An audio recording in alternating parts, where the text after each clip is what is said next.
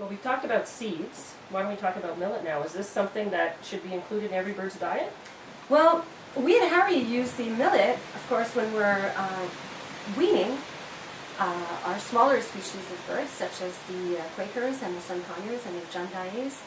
Of course, this is enrichment food as well for the birds, and some of these smaller pseudocines can definitely benefit from having additional seeds in their diet, so they're going through a weaning process where they, after having successfully eaten the extruded pellet and they're maintaining the weight, then of course these birds are offered the millet.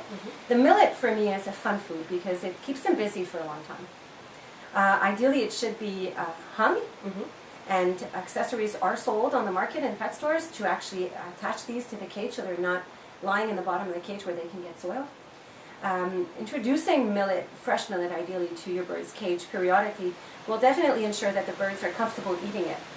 This for me is an emergency food.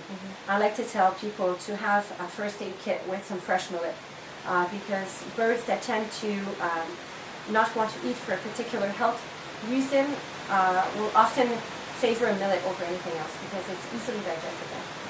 There are some precautions that we should take, though, with millet. Yes, absolutely. There has been some incidences reported with some of the parrotlet species that don't digest some of the millets that are available on the market. And so this is something that you should explore for your particular species and parrotlet that you have as a companion.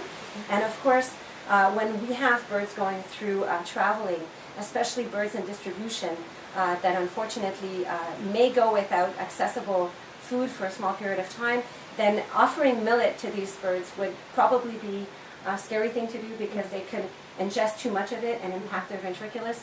So this is a food that must be used with some of these smaller species with a limited caution, of course.